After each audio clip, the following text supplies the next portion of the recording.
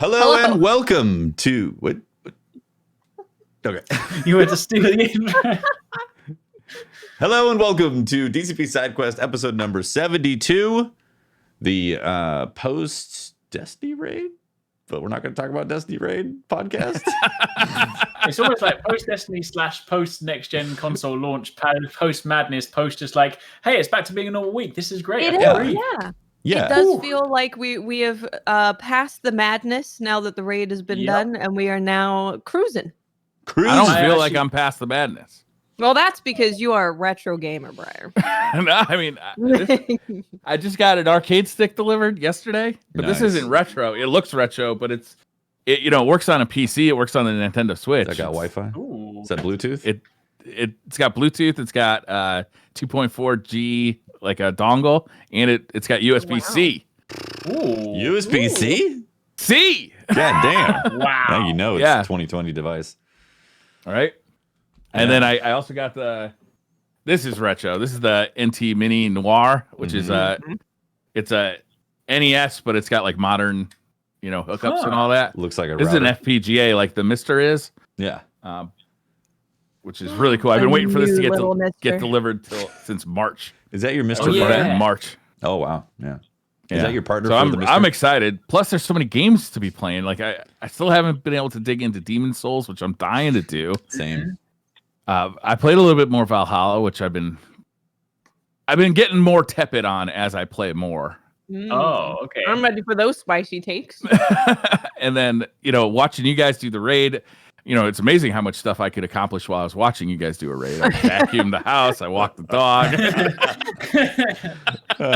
Instead of sitting here making your desk get progressively more filled with snacks and drink and my son was doing the raid while you guys were doing it too. He's doing his first day one raid, and every once in a while I'd walk in and drop off food or pick up like wrappers. Little cleaning crew.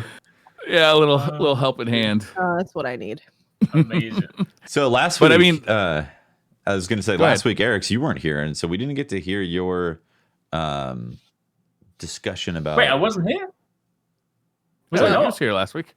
Oh, I was here, but I left early. Remember? Oh, that's right. My bad. You know what? I've been forgotten for this. I looked at the chat and it said Arekkz wasn't here last Monday, and I translated to last week, and he was. And I just remembered because my brain is still off from being live from the raid. It's quite all right. But I can give you a new take. What was the take you wanted on? Well, actually, I wanted the Valhalla stuff. I want your controversial opinions on everything. I want the DCP hates insert thing for the clickbait. Oh yes. Is it too early to start hating on Cyberpunk? I feel like that's a train we want to get in on. Never too early. That is the money train coming through. No, I had a fun time with Valhalla this weekend, and by fun I mean frustrating, but not because of Valhalla. It was only because in the pre-launch madness, like amidst our team, like I was playing Valhalla in parallel with one of my team, just to kind of like blitz through the game. But then of course when the other games came through and the PS5 came through, I handed Valhalla off to him. So I haven't played for about a week and a half. Since then, I've played Demon Souls. I've gone back to play Ghost of Tsushima. I've played Godfall. I've played Astro. I've played so many different control schemes that when I went back into Valhalla and I just went to fight a random guy, I was like, how do I attack? How do I dodge? How do I do this? I died to just a random mob, and I was like, I'm supposed to be a badass Viking, and a random guy just hit me over the head with a club, and I couldn't dodge. I felt like I was, you know those funny things of where you pass the controller to like a grandparent, and they're just like, that was my mind trying to process like, how do I play this game? So I was like, all right, give me a second, let me just work this out. And I'd also changed the weapon because I went to the store and I bought the fancy microtransaction hammer, and I was like, well, I want to try that, and I thought the hammer has a different combo to the axe, so I was already confused. I was like, this is not going very well. And all I wanted to do was just get back into it, because I was like, oh, I know myself. I know with these games, if I don't get it done soon, it's never going to get done. Right. And I'm really enjoying it. I genuinely love everything I've played with it so far. But because that experience on the weekend, because I've been so busy, I was like, oh, I'm going to sit down for a chill experience and just carry on my Viking adventure. And it was not chill. It was about an hour of just frustration. I was like, I need to take a break. I came back later. I did some more stuff. I did some missions. But in the end, I was like, you know what? I need to go and play something that I can mindlessly enjoy it. So I switched over to Hyrule Warriors Age of Calamity. Yeah, that's out, right? That's out. That's out. Yeah. How is it? So this is like Dynasty Warriors Hyrule Edition, right? Yes, yeah. So this is interesting. I mean, so obviously, you know, to be completely transparent, I'm a huge Zelda fan. So Zelda, you could literally take a turd and put a Zelda skin on it. I'll be like, it's great. So not to say this is a bad game, but I'm not one that plays Dynasty Warrior games normally. I'm just like I've played a lot of them for probably about an hour. I played Dynasty Warriors version of Fire Emblem. I played Hyrule Warriors. I played the Gundam one, the One Piece one. I played so many iterations of the Warriors games. And they're fun because I just describe them as like stress ball games. Like sometimes you just want to sit down, they throw 1,000 enemies at you, you press a couple of buttons, you like destroy everything, and you feel like a badass. It's cool, but it's not expressly difficult. And I played Hyrule Warriors, a bit of it in the part, like the original one that came out. But what I like about this one, and the reason I'm actually more connected to it, bias aside, is because this one is linked to the Breath of the Wild world and story and universe, because obviously this is set 100 years before, tells the story. So whereas the previous Hyrule Warriors was like, hey, just take some Zelda characters, throw them in a field, fight some enemies, no real context. This is actually like, oh, we're going to continue and expand on this story for a universe that I care about. And obviously, in light of there being Breath of the Wild 2 next year, I'm like, well, I'm getting invested in this because it's got cutscenes, it's got stories and characters that I know. So yeah, I'm actually really enjoying it. I mean, I'm still quite early on, but the thing is, in like gameplay wise, it's much like you would expect from a Warriors game. You know, there's like a few little button inputs. You can just do some flashy combos. They literally throw hundreds of enemies at you, and you're just very, very quickly just like juggling things. And it's just fun. It's just super simple. It's mindless fun. I was like tired in the weekend. You don't even have to think. It's just like press. Yeah, these guys are dead. I mean, there are some challenges to be clear. You know, the game does provide some kind of challenge as you go later, but very early on, it's just like you don't even need to think. But the fact that you're seeing these characters that you know really well, and you kind of do start getting all these cool combos, and just like seeing like Link just like surf his shield into like 100 like moblins and then just spinning, sort of like it's fun. It's fun. It's really cool. I'm enjoying it. Nice. It's weird to me that this has found a place on the Switch, because it's like in the past it's always kind of represented the pinnacle of hardware achievement, because we're able to throw 1,000 bad guys on the screen at once, and we got all these like cool effects.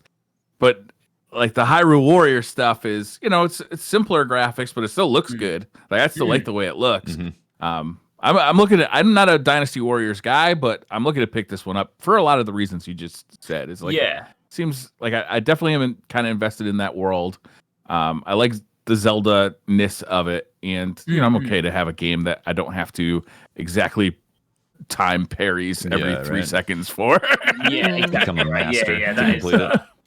It seems like every game I've played lately is like, you got to get your parry window exactly right. You got to know when to block. You got to know when to dodge. Like Ghost of Tsushima, Godfall, Demon Souls, Valhalla. Like they're all, like you just explained, they're all like kind of similar in that way, that you got to play them in that way, but they're all got slightly different controls and slightly different windows. And you know, it's like, it's hard to switch between them all. It's why I put Demon Souls on the back burner for now, because I really want to devote some time to that and really like go through it. But it's by far the hardest of all of those games. It's got the tightest windows, and the controls. The controls are, you know, you just gotta damn well know which button is block and which button is parry in that game. Demon Souls. That's why it's that's the one that's kind of like this kind of eating away at me, because I keep looking at it, and like right now, although I'm loving Valhalla, like Demon Souls is that like the shining experience that I want to be playing right now, but I just know that I can't. I mean, having said that, I plan to play a bit more this week because I'm going to do a video for one of them anyway. But like, I'm just like, I know that the time that I want to sink into Demon Souls, because it is, that one especially is one of those progressive ones where you need to play it for a little bit, because you're going to start a bit rusty and then you're going to get progressively better, and you just need to keep getting better while you play through it. So I'm excited for that one. Although I need to start Demon Souls again, because I picked a Barbarian, and someone was like, hey, if you're new, put a shirt on, grab a shield, play a proper class. You're gonna. They've seen how I play it. Like I'm a Monster Hunter player at heart, so I play Demon Souls. I'm like, I can't parry to save my life. I'm just gonna invest in stamina and roll. They're like, that's not gonna help you later on. Oh man! So I'm gonna go and start again as a knight. I got some good advice that the Royal is a good starting class for new players too, because you got that kind of fire spell right off the bat, and that can be very helpful. The only thing is, I have a distinct. I refuse in these games to use magic. I'm not a magic guy. I'm sorry, but I'm just like, Wizards are not cool. I don't want to be at the back and be like, pew. Arekkz, pew. are you saying warlocks suck? They are rubbish. They're the worst. They are the worst class. They should just get rid of them. Tefty is very protective of warlocks recently, which we'll discuss on Wednesday. I'm sure. I'm sorry, right? But it's even like an RPG. It's like in picture. Like, let me paint the picture. Like, imagine there's like a crazy, insane war, right? And then you want to talk about you're going to retell this war in the years to come. You've got the knights who are on the front line. They're running down, literally facing off against people. And in the back, you've got some guy in a dressing gown that's like, pew, pew. Oh no, it's all right. Don't worry, I'm typical safe warlock. The so they're like, hurrah. So I want to be that guy in Legend. I want to be the guy that they make the statue of and be like, yeah, this knight, he slayed down 100 people. They're like, yeah, but what about the wizards? No, nobody cares about them. They just threw some fire. It's fine, whatever, you know. It's what it is. So like, no, I don't use fire. The only magic I use is if I have a healing spell. That's it. Just because they won't give me a potion.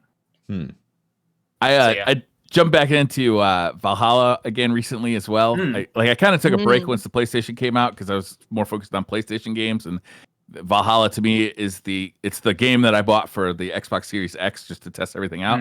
But I went back to it over the weekend while I had some time, and I also had a conversation with Gary Diaz, which I thought was pretty illuminating. Is like he had mentioned that like you don't actually feel like a Viking in this game.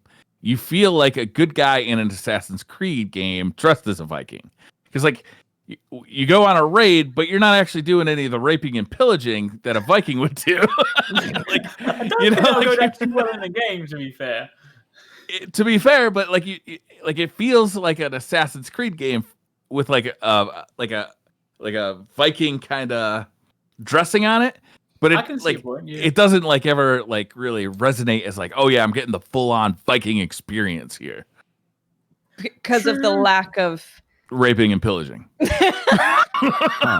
No blood eagles as well. Absolutely zero blood eagles, unless they happen later on. Gary said the funniest thing. He's like, he was on a raid because there's these really cool. There's a cool raid mechanic in that game where you get off your boat, you blow a horn, and like everybody on your boat just runs into the town and starts fighting everybody. And he had mentioned that he actually had he killed 2 civilians by accident, and the mission ended because it said you can't kill civilians. Like, well, I'm a Viking, of course I can kill civilians. That's what I'm here to do. True. Which I don't know. I thought that was pretty funny. Like it's also the controls of that game feel a little looser than a lot of the other games that are of similar types that I'm playing. You know, Ghost of Tsushima is still fresh in my mind, and I've gone back and played that at 60 FPS on the PS5. Godfall, Demon Souls, like all of those are sharing similar kind of combat styles and controls, but the timing windows and like the tightness of the controls in Valhalla make me feel like it's more of a button masher kind of disguised as a deeper combat system than actually having that deeper combat system. I feel like Assassin's Creed is always like to a degree they've added like a little bit of sort of like nuance like here and there along the way, but generally speaking, Assassin's Creed combat has always been that kind of thing where once you get that sort of basic flow down, like combat generally goes the same way for most things. There's a bit of variety in this one in that obviously you kind of got the dual wielding and stuff, and you can kind of like change up your combat, and there's a bit more kind of like aggression to it. But generally, you're still right. There's not. I wouldn't put it as like a super deep combat system. I mean, that's kind of how Odyssey was, right? Yeah. Like you could crouch on a couple moves on Odyssey and be completely fine throughout most of the game, right? Yeah. Yeah, true. The thing is, one of the things in Valhalla, though, like, but I don't know whether we can talk about it yet because it's like it's not. Is it a spoiler? But it depends. Like, have you done anything mystical yet? I asked this last week, but I don't know. But since then, have you drunk a magic potion and gone anywhere fancy? No. Arekkz is losing his mind. Is it one a of the side best quest? things in the entire game. Oh no, this is much more than a side quest. One of the best things in the entire game, but I can't talk about it yet because you haven't experienced it yet. You might as well spoil me because I don't know that I'm going to finish this one. You have to give Briar a time limit for when you spoil stuff. We've done that before. We're like, Briar, if you're not done with this at this point, we're talking about it. It does motivate one to finish the game. I'll tell you that. Well, you know what? Like, oh, shit. I mean, you did just you just said that you might not finish it, so I might as well spoil it. But I can spoil it in a way that maybe will encourage you to go towards it. There you go. So, all right. So you know how like Odyssey and Origins had like the kind of crazy mythical battles and stuff at the end anyway, but like this is not a mythical battle, but you can go to Asgard. So like flipping Norse mythology Asgard, right? There's a time in the thing where you get the seer who comes to your village called Valka, and you can drink magic potions. So basically, I won't talk about the story implications because that bit is a spoiler, but basically you drink a potion because obviously, you know, very early in the game, you start having visions. Like, you know, you're seeing this guy and all the kind of stuff like that. So she's there to try to sort of help you unravel these visions. You drink this potion and you quite literally end up in Asgard atop this like crazy like tower. You're sitting on this chair surrounded by all these people, and you go down and you start speaking to Thor and to Tyr and to Freya and to like Loki. I think I have done that actually. Okay, all right, yeah. But the crazy thing is, and then you run down across towards the Bifrost, across the bridge, the Rainbow Bridge, and you're fighting all the blue what are they called? I can't remember what they're called now. The blue like troll people that come from Jotunheim.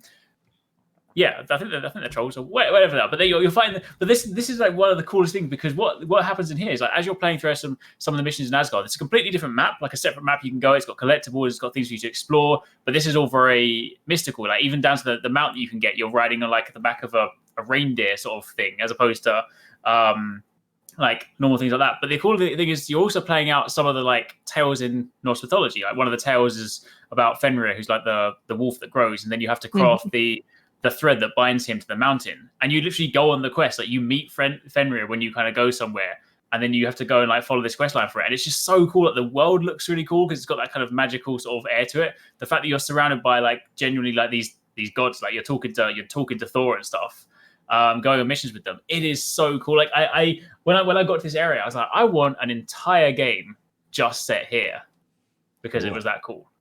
Sounds awesome. So yeah, it does sound cool. So that's something to look out for. The Frost Giants. That's it. Thanks, guys. The Frost Giants. That's what like, I saw the Thor movies, so I'm pretty much an expert on Norse mythology, and I'm pretty sure it was Frost Giant. Right. Thank you. And there's another area to go to which I haven't even got to yet, because when you've released that area, you then have to go to Jotunheim to go after the Frost Giants. So that is something that I still have to see. But yeah, that's that was cool. So let me ask you, Arekkz, now that you've had a couple of weeks under your belt with both the new consoles, how are you feeling about them? I'm really liking them. I still stand by kind of what we sort of said before, where like the Xbox, I'm impressed by the Xbox from a technical standpoint, just because it's just powerful, it's fast, but it does just feel like a new graphics card to me. Like it's I kind of pain me to say it because about like a new generation console, but I'm not excited about my Xbox. I'm just like, it's a cool new console, and I'm excited for the potential future for it. Like I'm excited to see when Fable comes out and Halo comes out, but right now, as it currently exists, it is not. I'm not like, oh, I need to turn my Xbox on because there's so many new games. Because I could just play Assassin's Creed, and also if you look at the Digital Foundry thing, I probably should have played Assassin's Creed on PlayStation because it seems to be running better. Yeah. But really, that's true with a bunch of games at launch. Yeah, that's the thing. But I look at it and I'm like, you know, it's a great piece of hardware, and in the future it'll be great. But right now I'm just like, you know, I can like if someone was like, if my Xbox disappeared tomorrow, I'm not going to be like, oh no. My PlayStation, on the other hand, the experience is awesome, feels brand new. Like I'm loving all the games on it, and I'm genuinely like, I want to turn my PlayStation on and play something. Just everything from the moment I turn the console on to like, you know, the login screen is different, the dashboard is different, the playing the games and like everything, like it feels like a new experience. So yeah, I definitely feel like PlayStation 5 right now is giving me that, like, I feel like a next gen experience, whereas Xbox, I'm just like, am I playing a next gen console? Yeah. I had a friend ask me, which one should I buy? Like if I can get one, which one should I buy? I said PlayStation 5, definitely off the bat. Yeah, like the Xbox. At this point, I'm waiting on Xbox just to start releasing some software that's exclusive to Xbox, because the best stuff that I would play on Xbox is either available on Game Pass or is PC. You know, it's not console exclusive. I can play it on PS5 as well. Whereas PS5 right now has exclusives that you can only play on PS5, like Demon's Souls, which this person was very interested in. Cannot wait to play Demon's Souls.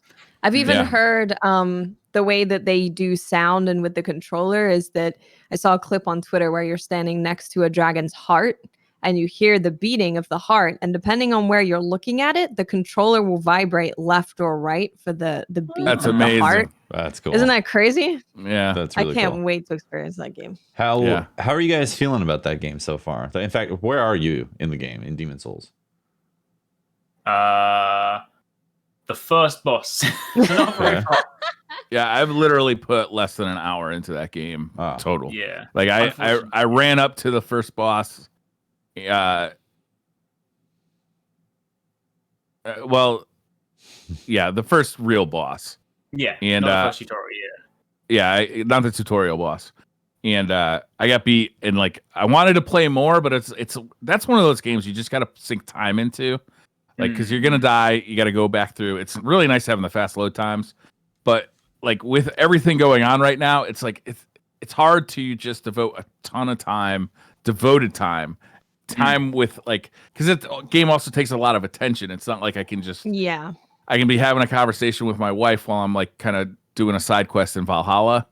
You know, it's not that type of thing. You really have to actually be focused on the game. So it's the game I want to play the most that I just haven't had time to play.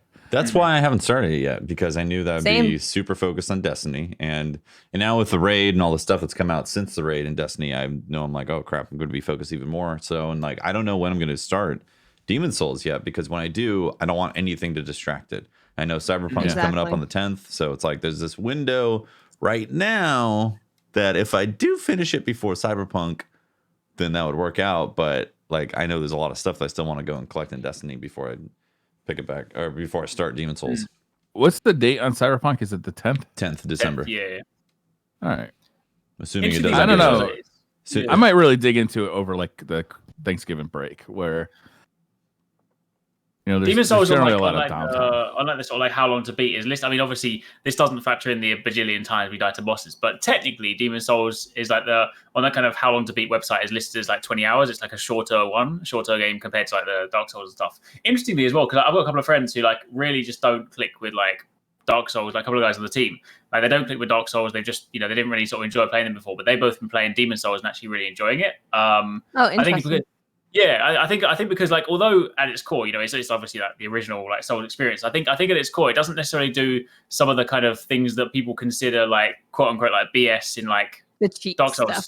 Like that kind of hide an enemy like around a corner and suddenly you walk out and then he just like kills you before you can even see him. They like at least they were saying by what they've played so far, like a lot of the things they're seeing the enemies before because that was like one of the frustrations for like one of my friends, like when he was playing it before, he's just like I literally walk down here, I physically can't see this guy and he just comes out of a wall and I'm just like that bull crap. They're like, so at least in this one, like they haven't encountered that in Demon Souls so far, unless that's there later on. But yeah, they've been playing it. They've been quite enjoying it. It looks fantastic though. The visuals are incredible. It's so pretty and it runs at 60 FPS so smoothly. Nice. You just like stop. It's one of those games where like you stop anywhere and you're just like, okay, here's a photo and stuff. And it's like it's really nice as well because of the sort of contrast. Like even in the first area, you go through like this area that's quite dark for quite a while, and I literally suddenly walk out onto this bridge and I just see the outside and I'm like, oh, this looks spectacular. With the dragon, I can't wait. I can't wait. This game. Is it Blue Point that redid it? Is that the name of the developer? Yeah. So I so desperately, more than I even want to play this game, I just want Blue Point to move directly into doing the same exact thing to Bloodstained. Not Bloodstained. I'm sorry. Bloodborne. To Bloodborne. Bloodstained, also a good game. To Bloodborne. I love Bloodborne. I deeply love that game. Of all the Souls type games, it's my favorite by kind of a long shot. But playing it, like, it's really rough to play because of that really inconsistent frame rate. Like, imagine getting that game on PS5? Slightly upgraded. Yeah, no difference. It didn't get a pro patch. It didn't. It's just that game is locked at 29.5 frames per second. Man. For the cinematic experience, though. Ugh. That frame rate is terrible. It literally makes me nauseous. But if imagine getting that game, they don't even have to do much to the graphics as far as I'm concerned. Just like up-res it to 4K and throw 60 FPS on it. Oh my god, that game would be like my game of the millennium. Mm-hmm. You know. Because that's the only thing that's a problem for me is those technical aspects of that game. Yeah. Well, I'm looking forward to playing Demon Souls. I want to play Demon Souls. I'm in the same boat where I just want to be able to dedicate, and I only play Demon Souls. That's what I'm waiting for. Where I wonder get if up, it'd be fun. I stream Demon Souls. I do the same until it's over. I wonder if it'd be fun to like kind of try and coordinate the 4 of us to all play it at the same time, like in January or something.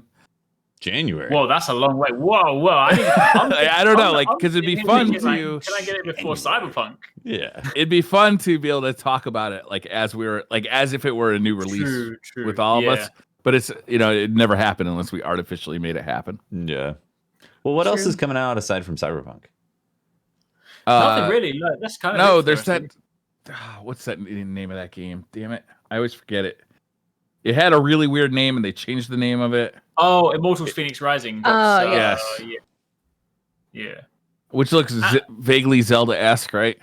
Yeah. The thing is, I had a chance to go hands on with it. Like it's a fun game. It's one of those weird things that I guess it's kind of like being part of the sort of content creation machine. Like this is a sort of game where if I wasn't a YouTuber, like that's my kind of game. Like I would play that, I'd pick it up and be like, I want to sink all the time into it. But me, like looking at it right now, I'm just like, I just don't even have the time to give it the time of day, because it's another one of those open worldy kind of games, and like it's going to be easily, I would hazard to guess easily like a 30-40 hour potentially, because you've got loads of regions to go to, loads of things to explore.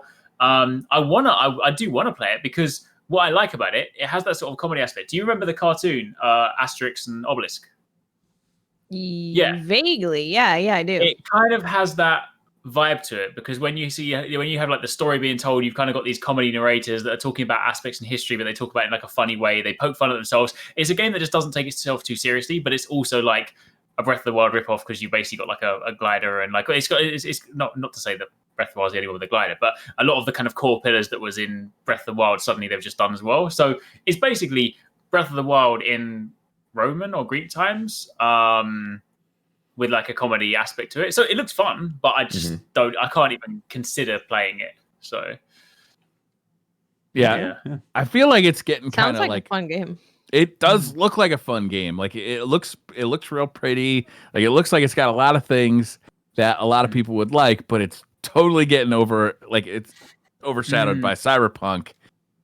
And I think the name change didn't do it any favors at all. Because people keep forgetting, me included, what it's even called. Yeah. And the name they changed it to is so freaking generic. Like it doesn't at all explain to you what the game is, the tone of the game at all. Like nothing. Yeah. It's, like the marketing on this game, I think, is really doing it a disservice. I haven't seen something kind of get like submarined by marketing since Titanfall 2 like this. Poor Titanfall. There is one thing when I played the game, I forgot there was my one gripe about it. Right, in a game like this, there's obviously there's combat, there's other things like that. There's also the puzzles. Right, this is the only game, and I do not know who thought this was a good idea. This is the only game in the existence that I've ever played where you have those standard puzzles where you go in a room and it's like there's a block you need to move. Right, so you pull the block, you push the block. It's kind of just standard behavior. Right, this is the only game where you can only push the block. You cannot pull the block. Now, you cannot pull the block. So so initially you think to yourself, all right, fair enough. I'll just push it this way. Allow me to present a situation to you. We've probably played these games before where there's like, there's a laser. So I'm going to push the block, right? To block the laser. But then what you do is you push the block to block the laser. You go the other way and you pull the block so you can get around, right? But this one, you can't. You have to just continue pushing the block. So there comes a point where now the block has passed the laser and I have to walk into the laser because I physically can't pull the block. Yeah. So I'm like, well, what if you push it against a wall by accident? Then you basically have to just like rub against the block until you push it out a little bit, and then you have to push it. I kid you not. I was just like, I sat there because I had a demo. So I was like, how do I pull it? They're like, oh, you can't. I'm like, what do you mean? What do you mean I can't pull the block? Like, please, I hope they patch that, because that my puzzle solving brain. I just looked at this grid on the floor and was like, this should be easy. But I can't pull. So how the hell do I solve this? I wonder if they mean that to be like an extra part of the complexity of the puzzle, but man, that just seems obtuse. Maybe there's a skill tree and I have to unlock the ability to pull. There you go. Maybe. Oh dear. But yeah, that threw me off. I was like, I can't do it. But yeah. Also, what comes out on what is it? Is there a date for it? They said December. I'm not sure when. I think they said December. Worms Rumble. I'm excited for that. What was it? I didn't hear. What was it? Worms Rumble. You know. Oh, Worms. Yeah. But this is their real-time battle royale style game. Oh, get out of here. No, but it actually looks really Battle cool. Royale Right? Worms? It's like the side-scrolling aspect of it, right? So it's still side-scrolling, but it's like 2.5D. But then you jump around in real time. You still have all the items. You still have all like the kind of crazy stuff like that. But then they've got like a little VR mode, and it just looks nuts. There was a beta that happened recently. I think they said their December launch. I can't remember when, but I love the Worms games. Yeah, they're just so Worms good. They're is just fun, like So I'm excited for that. It's going to be something to. This looks like it'd be fun to play with a bunch of your friends too, right? Yes, definitely, 100%. 32 players crossplay. Oh Wow. yeah, crossplay, yeah. I Crossplay. think it's coming to most platforms.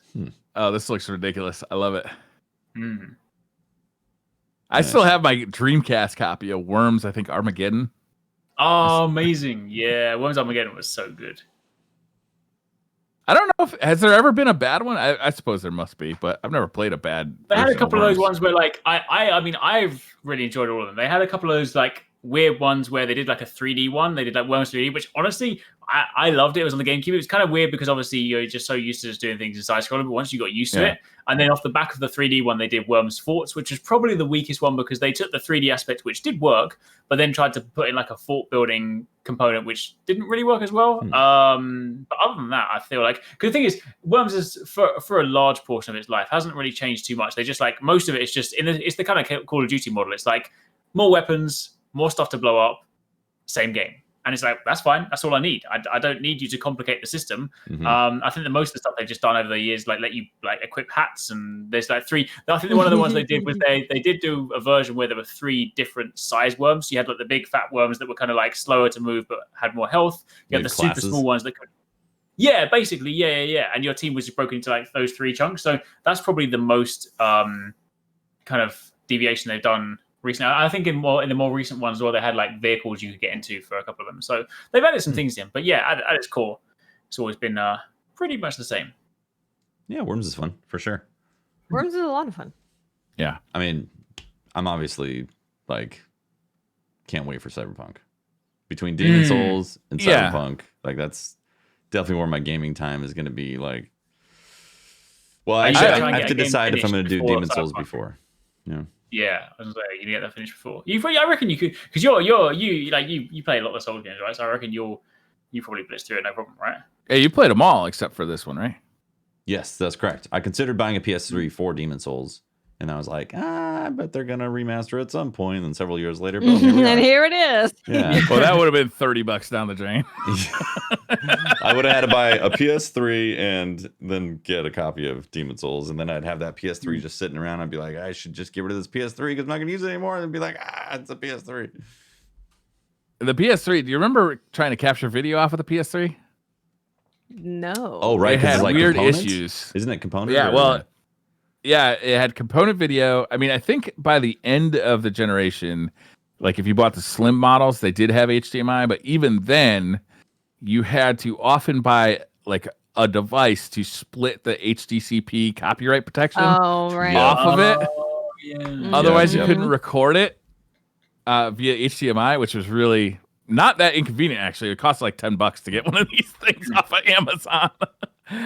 That's funny. Yeah. I wish you had, though. To be honest with you, I wish you had played the original so you could compare it to the new one. Because a lot of people are upset about the visual differences. Like the tone of the game visually is different than the original. And even the architecture represents like a different like era of medieval architecture. Oh, interesting. Huh? Yeah.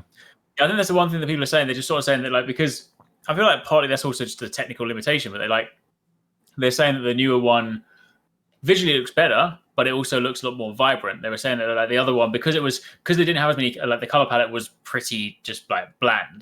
But then it also had that weird kind of oppressive feel to it. Like everything was just quite dark and gloomy and just grim. Whereas obviously now, because they've been able to like pretty up and stuff, it looks fantastic. But I guess in some of the areas it's quite bright. So that's what people are Apparently, kind of there's a filter that you can make it look like the original that just makes it look washed out. Yeah. Oh, okay. I like bright colors. I'm like, if there's any more chances of me seeing that guy that's gonna hide behind a box, I'm taking it. Yeah. I look at it as like, because I didn't play it, it's essentially a new game for me. With Right. Exactly. I don't know the Yeah, bosses, I don't know the mechanics. Like, I'm excited to see how this game unfolds. They did a really good interview on Digital Foundry. I think it was Digital Foundry. The developers, Bluepoint, where they talked about how actually a lot of the code still remains from the original game, and that's why it feels like the original game, even though it's all gussied up with 60 FPS, 4K graphics. Yes. Next genified. That's cool. Yeah. Yeah, I think we could all finish Demon Souls before Cyberpunk. Yeah. I know that there's still a lot to do in Destiny. I think we probably could. But considering that it's a shorter Souls experience. True. Shorter for you, maybe. I mean, maybe not. I haven't played Demon Souls. This is one that I have not played. So yeah, but you beat Sekiro, right? Yeah. I feel like Sekiro is by far the hardest one of all of them, right? Really? That's what I don't know. That's not my said opinion. that. I'm parroting other people's opinions here because I have not put a lot of Did time you into beat the Sekiro. DLC of Bloodborne? The old hunters? No. Person, me or Watts? No, you. No. You, Bri. You, Okay. Bri. Yeah, it's that one. That one's harder than Sekiro. You think? There's some moments in the old hunters that you're like, okay. Again, this is not my personal opinion. It's just something I've heard like repeated across the internet several times, and take it with a grain of thought.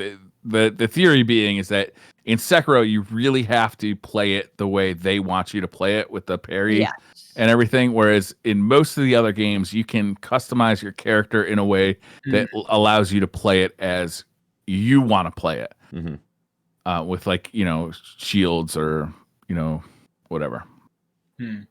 Yeah, I think I might switch focus because I beforehand I was kind of going with that mindset where it's like I want to like finish AC, and I definitely do because I still really really enjoy it. But I feel like knowing with my friend that's completed it, knowing how much more is ahead of me. Like I counted the regions the other day. I feel like I've made pretty good progress. And I looked at the map. I was like, I've still got like 8 different regions to go, and like I know that I'm probably got another like 30 hours. And because I've been like so busy at the moment, like I'm not gonna. It's not like when AC first came out where I had like a whole 2 days just to play it, nothing but that. Like I'm now having to fit it around things. So I feel like I might, at the risk of potentially not finishing it, but I might put Valhalla on hold till Christmas break, and then try and play Demon Souls instead, because Demon Souls, although it's challenging, is potentially shorter.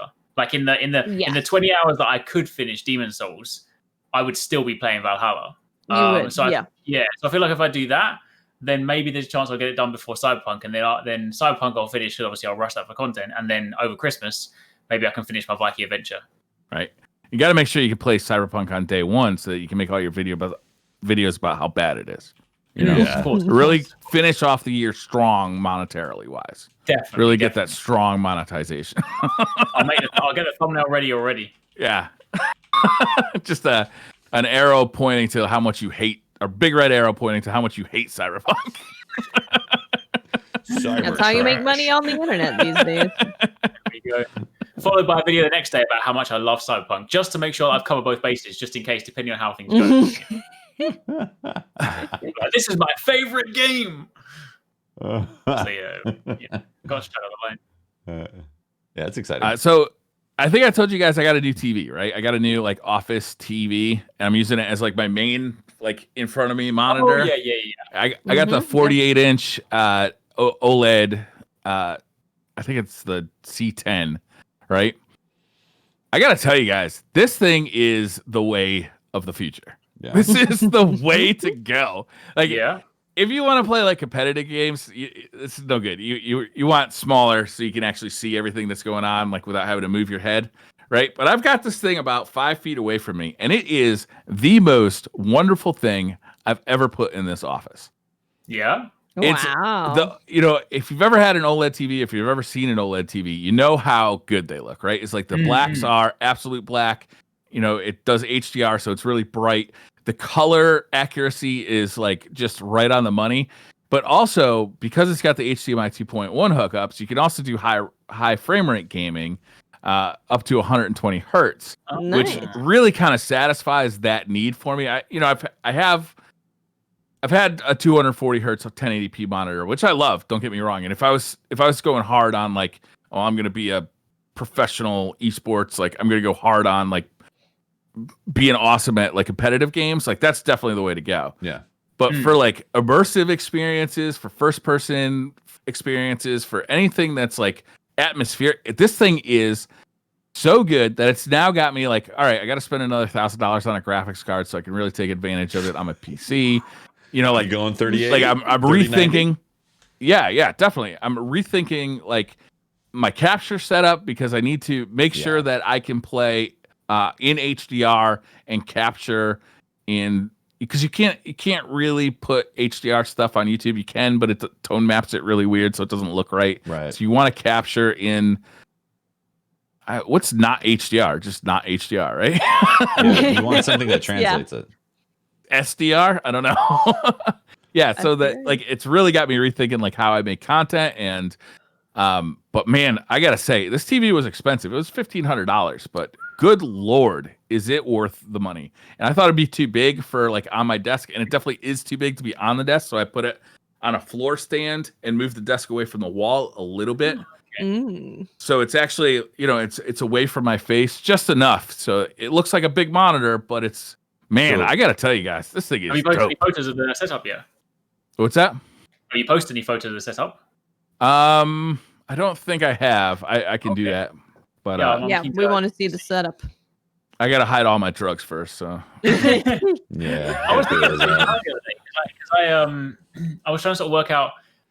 I'm very much in the past. So I'm still sitting on a nice like 6-7 year old pair of 1080 monitors. I like them so much, right? Just because they have zero border. So I've got the triple monitors here, and for the longest time I've done that because I've had triple monitors because I've got a streaming PC that I turn on once a year because I stream once a year, and then apart from that I've got 2 screens, right? But then I like this whole sort of setup. I was thinking sort of moving forward, maybe I should go like 4K, but I'm super picky because I'm like, well, I've only got room for like 24-inch monitors, and there aren't any 24-inch monitors that are 4K that don't have a nasty, massive border.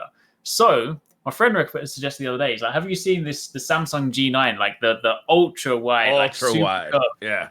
And I was like, could I still? Because I haven't really got experience with ultra wide stuff. Can you still, hypothetically speaking, play a 1080p, like a 1920 by 1080 just in the window anyway? Because if I could, I could, because when I'm playing my consoles, I just open Elgato and just run it through Elgato. So I could basically just run it on the ultra wide. Then I'd have loads of real estate for editing. So I might. Wait, you're gonna play off the Elgato preview capture? That's what I do, yeah, for all my games. Wow. What the fuck? Arekkz? We might have to have a talk after the show. Well, what's wrong with that? I mean, the reason I do that is because then I don't have to switch the channel. I just open the. I think I know why you might struggle with Souls games. It's zero delay.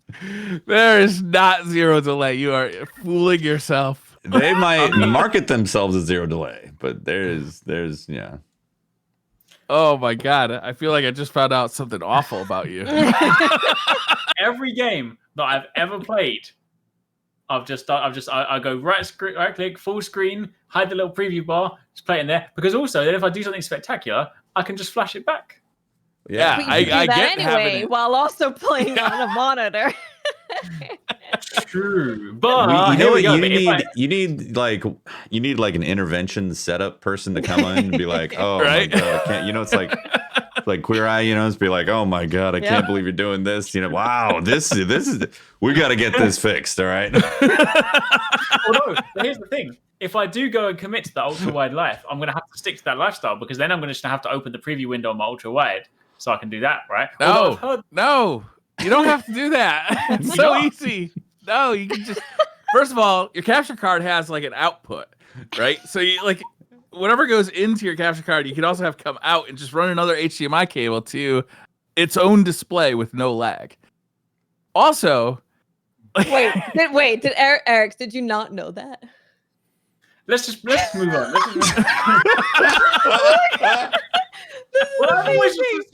This is the most amazing thing I've ever Episode experienced in my 72, entire life. Revelations. I've always assumed that it's like, well, it's got HDMI in, HDMI out. Thus, I follow the instructions. It just passes right through. What Or you're you saying- could use like a splitter, and just have it go to 2 places at one time. Yeah. That's another convenient way of doing it. You got a little remote control to guide the HDMI. Yeah. Or if you're using PC, I've gotten very happy with using NDI, which just That's sends what the I use. video over the network Yep. and looks fantastic. And like you don't even have to wire like HDMI cables all over the place. Like it's super easy. Yeah, to do. NDI solve your resolution issues too and frame rate issues. Yeah. But what if I embrace the ultra wide life? Then I'll just have one monitor. So then I'm going to have to do the preview though, right? Unless I can run 2 monitors. Can you run 2 inputs into the ultra wide and just split it like a separate display? So that's what I I'm don't wondering. know. I wonder if there's some HDMI or some ultra wides that have like a unique setup to where you can have double pictures coming in to split the zone. I know there G9 are, Yeah. but I don't know I if think- that is one of them. I think the G9 is one of the ones that's supposed to do that. But in all the reviews I tried to watch, nobody has demonstrated this. I've Right, heard yeah. it's supposed to do it, but I haven't seen it. And I'm How like, many why- reviews have demonstrated playing in the Elgato preview window? you take the HDMI from like your PlayStation into your capture card, and then you go the output into your Oh, this is It's amazing. the gaming into monitor. your monitor. It's great. It's remarkable. Also, when you do finally I'm upgrade to 4K, impressed. editing video with a 4K monitor, and that's like say It's amazing. 30 or 32 inches it's like suddenly you feel like you can spread out and be like, oh, I can see all this stuff. This is incredible. You don't want to get a 24-inch 4K monitor because the resolution is basically lost. Like if 1440 is the max you want to do in there, where once you hit 30 inches or higher, then you really see the 4K details at the proper distance. Okay. So Yeah. I'll tell you too is another thing I've been running into making content is that 4K, like these new consoles and new video games that really have these high detail levels running at 4K at high frame rates, YouTube is not doing the job. The game, everything looks like shit on YouTube. It's all macro blocked and like, it looks really bad. I know Digital Foundry has been struggling with this because their whole gig is like comparing like apples to apples. But it all looks like shit on YouTube, so it's like impossible to like, as a viewer, it's impossible to tell what they're talking about because it's all is macro blocked and blurry. So like YouTube's got to step up their game, which is, a thing because like 4K 30 looks good, but 4K 60 is like, it's just YouTube's algorithm is just not algorithm, but their the bit rate's processing not of the there video. yet, yeah. Yeah, it's just not there. So it just looks. Twitch has to up their game too with all of this new stuff. Well, They're do gonna they have ever? to up their bit rate stuff. Yep. Yeah, we're gonna Yeah. need a big change and all that. Yeah, that is a fundamental shift that's going to happen in the industry across the board. Is that as we start adopting 4K as like the standard for the most part, like that's 4 times the bit rate that's needed to have the same quality as 1080p, right?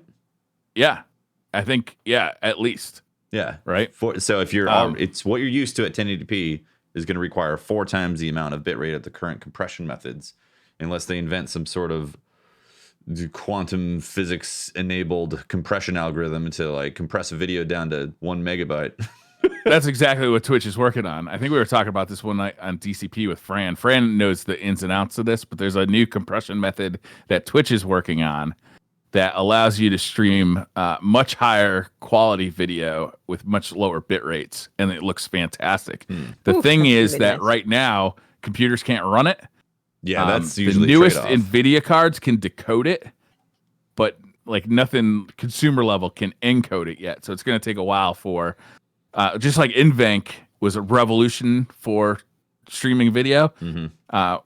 It's going to take a while for that stuff to catch up. Yeah. But like the core issues with this stuff is that in order to circumvent those problems is like your iPhone, I think, has dedicated processors to handle specifically compression of the videos and the photos and all that. Yeah. Just so it can run efficiently on the platform. So PCs have to start adopting that if they go that route. yeah. Yeah. Cause it looks 'Cause, bad.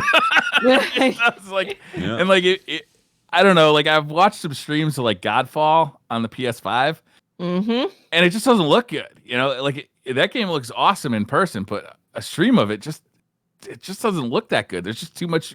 There's too much fine detail. Yeah. There's a lot of for fine detail. the the encoder to really like make sense of it when it's in motion. When you're sitting still, it works fine, but in motion, it's like, whew.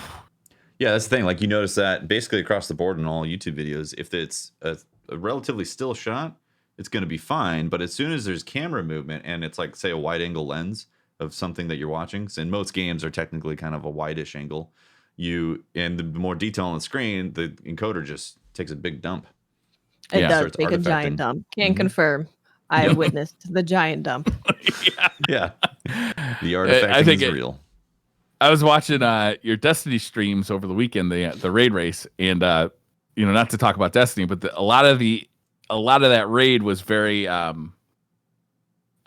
flat areas, like almost glass-like surfaces. Mm-hmm. And I was thinking to myself, damn, these streams, both of yours, Tefty and Watts, looked fantastic. Saying, why does this look so good? I'm like, oh, because there's no fine details. There's no like grass and leaves and like little things like you'd see in a Godfall level. It's all just like flat, like colors, maybe a gradient of color over smooth time. Surfaces. Yeah, smooth surfaces. Yeah.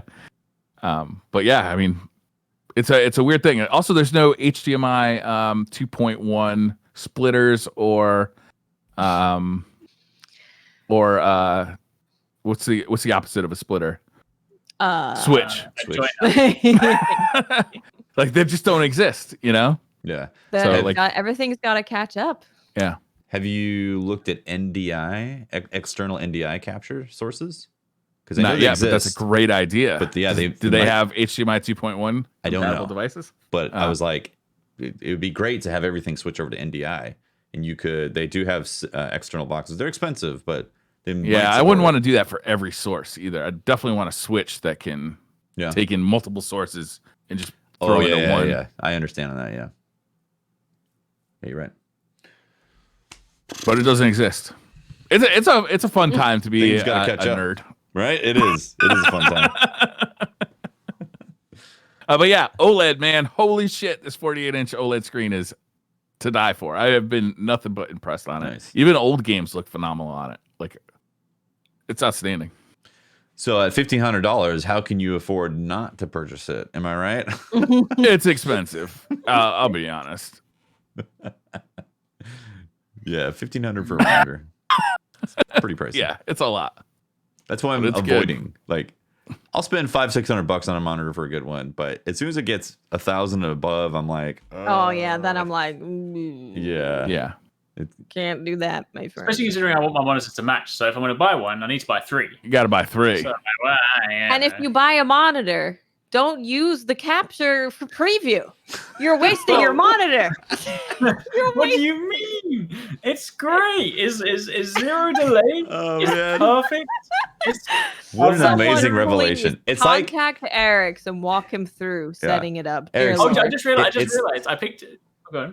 Well, I was gonna say it's like when you've been playing on a TV the whole time and you don't have game mode on, and then you actually do switch to a 0 millisecond latency or low latency monitor, and you're like, whoa, this is different. And then you switch back to the TV and you're like, whoa, this is so clunky feeling.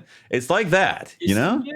See, I don't feel like I noticed this because a lot of the time I'm just like, I can't see the difference between 30 and 60. I had to, when I was doing some of these recording tests, I had to send footage to my friend to be like, can you please tell me, is this 60? I was like, I see now. So sometimes it just, but I realized in my confused state, I do actually have the output also. Like literally, this monitor that's right here, I have a second HDMI which goes from the console, so I could play it straight on the TV, but I just have to change channel. So I can't bother to change channel, so I just play preview. Okay. So for convenience, you see, well, I mean, it does just take 2 button presses to change channel, but that's 2 button presses too many. So whereas I can just press 1 button to open the capture utility, right? So I'm saving myself 1 click. True. So you see. That is a fact.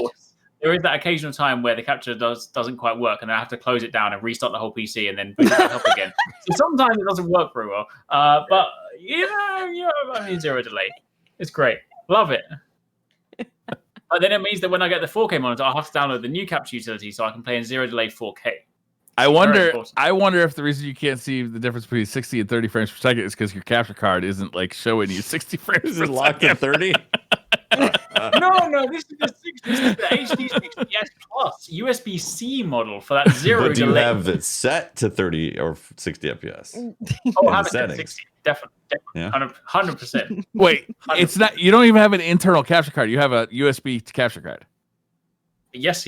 Oh, And no lag. No lag at all. There Wow. is. No, There is definitely lag on that, No, and it's USB. it's variable. The lag is actually fluctuating as you play.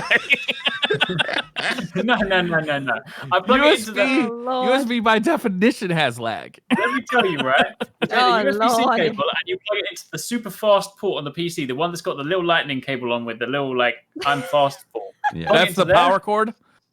Yeah. It's great.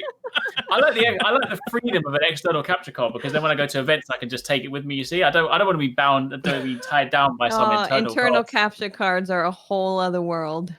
Yeah. That would also Life involve me having changing, to- you could That say. would also involve me having to This open is my the way. PC and approach the dust that is building up in there. So I just Oh, close it. And Lord. pretend my PC logic is you don't dust it. You just wait 5 years and then you get a new PC before the dust just like makes it pack in. Oh, you're working against the dust, essentially. Exactly. Yeah, Yeah. it's a It's like a dust ticking. clock. Like the second I turn it on and the dust starts to settle, it's a ticking time bomb. I've got a couple. Like this occasionally overheats and just turns itself off. I've got a couple more years of this one, and then I'm good. But It's overheated. Do you have a YouTube channel for wonder tech why tips that would by be. any chance, Arekkz? maybe.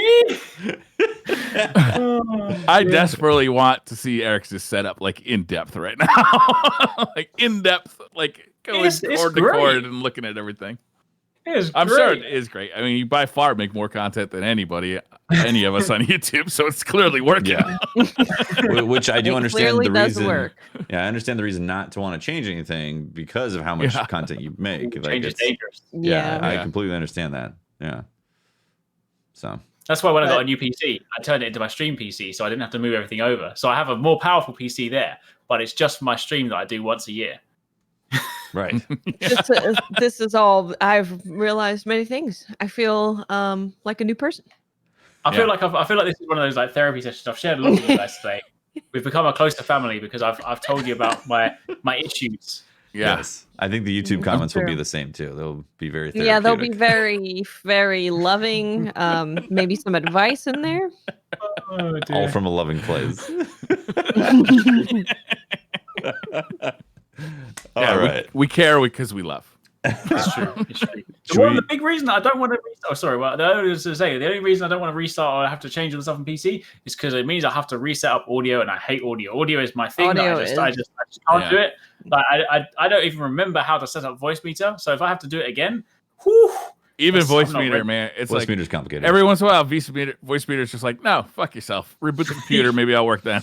It's that's true. what I It do. is true. Like, Yeah. it's gone wrong. I'm like, I'll turn it off. Of all Windows the, has a tenuous relationship with sound anyway. You add voice meter onto Yeah. that, and you just got. of all the audio applications, voice meter is definitely on the esoteric side of like, why is this routed this way? Okay. Plus the naming conventions, you can easily like confuse the naming conventions of what's in and out, the virtual cables on Oh that. yeah. Mhm. Yeah. Yes. That but hey, voice meter made my dual PC setup actually work and not be a nightmare. So that's how nice. you guys are hearing But my yeah. voice through this Yeah. call Yeah. is through voice meter from my streaming PC, takes the voice meter signal, sends it over to the gaming PC, which this is on right now. And that's how I'm talking to you guys. Given the option, I'd always rather have it hardwired to just work when I turn stuff on than to have like a software program like voice meter be the Oh, definitely. interface, because software is always going to be like less reliable to me than hardware. But Mhm. for that one application, man, it's trying to split audio like for games between like a capture device and allowing me to hear it. It's just good Yeah. lord. You need On a a PC, you need it's a just- mixing desk to replicate that physically. Yeah, but then once you take it off of the HDMI, it's like getting it synced back with the video is a hard thing to do. So you want it to be synced on the HDMI cable that's going to your capture device or the NDI. But you also want to be like, for me, I want to be able to hear it through headphones that aren't necessarily plugged into a monitor. You know, like Yeah. that's tough. Yeah. Well, Audio one is of the- very fun. I think we should wrap up number 72 here, the intervention episode. Wait, but can't we talk about NDI some more? I'm down. I've been trying to think about how to capture like raw video out of cameras and all that with certain things, and yeah, it's exciting. Yeah. All right, that's episode number 72 of SideQuest. Thank you very much for hanging out. Shout out to our Patreon members and our Twitch subs supporting the shows. We do appreciate all the support. If you want to find more of me, you can talk to me at Teft on Twitter and catch my streams, twitch.tv/TeftyTeft, where I'll be juggling Beyond Light, all the stuff that's dropped, and then trying to decide when I'm going to start Demon Souls, and then obviously go down the rabbit hole of Cyberpunk. I am Miss 5000 Watts. You can find me on Twitter, Twitch, and YouTube at Miss 5000 Watts. I'm not really doing anything interesting. That's not fair enough. You can find me playing games in the preview mode, and that's about it. This week, that's just me. I'm gonna. You could make a tutorial on that. That would be great. Yeah, sure, I'll do it. Arekkz, it's like a challenge that somebody would do because they're like too good at Demon Souls, right? So they'd say, "Okay, now I'm gonna play it in the preview mode in my capture window," and everybody like, "Oh God, that's so hard." Yeah, I like to, I like to live life on the edge. I like to, it makes me stronger. Yeah, that's true. I'm Briar Rabbit. You can find, actually, I got a couple of really fun videos coming up on YouTube. If you look me up on, just look Briar Rabbit up on YouTube. This controller, not just a retro controller, this thing's actually super fun and useful for a bunch of different applications. Switch, my Mister, PC, all sorts of stuff. Also, we'll be doing a review of the Analog NT Mini Noir Edition, which is basically a modern day NES. And I got a really fun video coming up of using the world's smallest display with the world's biggest console. So I'm going to have a little bit of fun with that. Oh, nice. Awesome. Does sound good. Sounds dope. It's stupid. It's really dumb, and it's going to be fun. That is great. All right, that's the episode. Thanks for hanging out. Thanks for watching. We'll see you next week, where we'll ask Arekkz once again if he's changed his capture method, which he will not have. And I won't. Because he's consistent. It's been 1 hour since we found out Arekkz uses the capture window for gaming. I was this many days. I was today years old when I found out Arekkz uses the preview window. If anyone wants to make that a meme, feel free to @Arekkz Gaming on Twitter with your capture memes. Yeah. In fact, you can add us all to that. We'll spread the love there. All right. Bye, everyone. See you next week. Bye, guys. See you later.